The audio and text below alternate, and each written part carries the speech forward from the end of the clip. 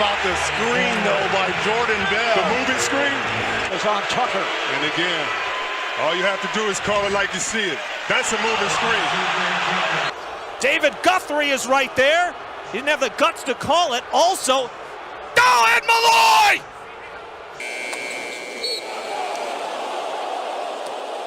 Yeah, that's a technical. Yeah, I can see how disrespectful he's being right there. I'm glad they're going to nip that in the bud. Blaming the refs. It's one of the most common occurrences amongst NBA fans. And while in recent history that's only been valid a handful of times, Out. Absolutely he's out. Wow. How do you miss that? this season it seems more valid than ever before. Because just under halfway through the season, we've already seen more than a few questionable calls that most fans would say they wouldn't even mess up. But are these calls and these refs actually ruining the game? Because on the other hand, we have guys in the league that are manipulating the rules to their advantage year after year. So who's really to blame? Well, today we're going to talk about some of those questionable calls, what made them so terrible, and we're going to talk about the huge problem that the NBA still hasn't been able to fix. So let's get into the video.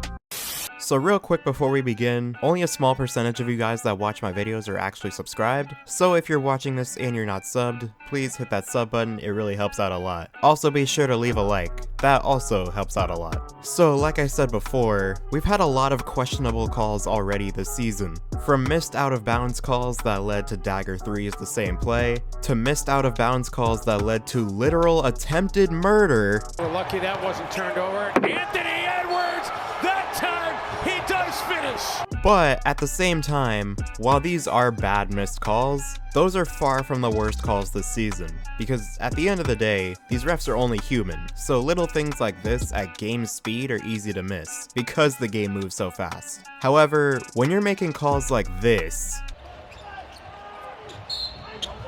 that's the third time today, Dell, that the Hornets have fouled a three-point shooter. Shot is clearly away. Oh my goodness. Wow. Oh, what a wonderful call by James Borrego to challenge this. Oh my goodness, that's egregious. that's where I'm gonna have to stop you.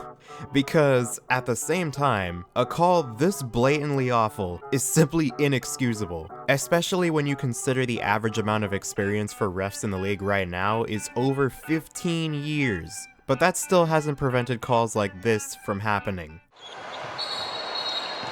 You've got another technical foul. If it's on Draymond, he's ejected.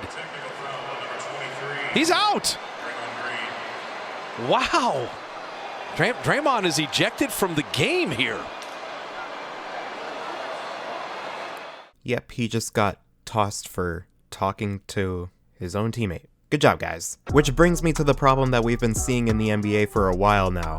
Because while bad calls do happen, the league still has the ability to take a look back at the games after the fact and determine whether they were actually correct. And while they do make some corrections to questionable calls in the game, there are still times where they double down on terrible calls that they make. This wasn't the after-game report, but that Draymond Green ejection that we just saw, where he got ejected for talking to James Wiseman. The Warriors staff talked to the officials at halftime and tried to clear things up. And Warriors reporter Monty Poole interviewed crew chief Ben Taylor for clarification, and this is what he said. Green received his second technical foul for profanity that was deemed to be directed at the official. It appears Warriors coach Steve Kerr and several players were trying to tell you that Draymond was addressing teammate James Wiseman. Was that the explanation you heard?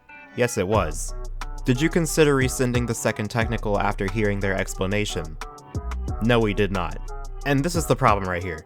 They made a ridiculous call that they knew was ridiculous at the moment when they heard the entire team give the exact same explanation, and they still double down on it. And the obvious problem with this is that there is virtually no accountability for the refs that make a bad call that can sometimes decide a game.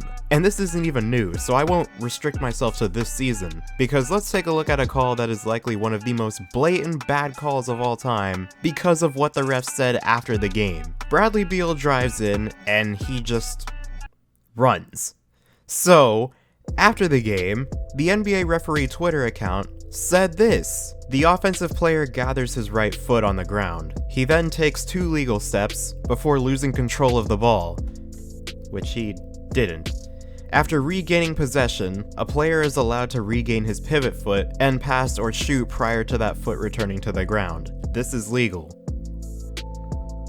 This is legal. And here's another problem that's caused by these types of calls, because refs can make these terrible calls, but if you try to let them know that the call was terrible, or if you criticize the refs in any way, you either A, get a tech, or B, get fined, or C, all of the above. And so, I'm confused as to how this is ever going to be fixed if you can't speak out against it, and especially when the refs themselves face almost no accountability for calls that can decide entire games. But instead, all you get is a report after the game that basically says, oh yeah, sorry about that. That's just such a backwards way of doing it. But the newest thing that people have been complaining about recently is the types of fouls that people have been able to draw, because they feel that the players are bending the rules. And one call in particular is the pump fake and step in to draw contact, which has been a part of the NBA for as long as I can remember. But as we've seen in the past, the league doesn't really like these types of calls being in the game unless the defender actually jumps into the shooter. We've seen several changes within the last few years. For example, in recent years they changed the rule so that after you pump fake, you can't take another dribble afterwards and still get the shooting foul. Today, this would be called as a foul on the floor. Another rule change has been adjusting the landing space rules to protect not only the shooter,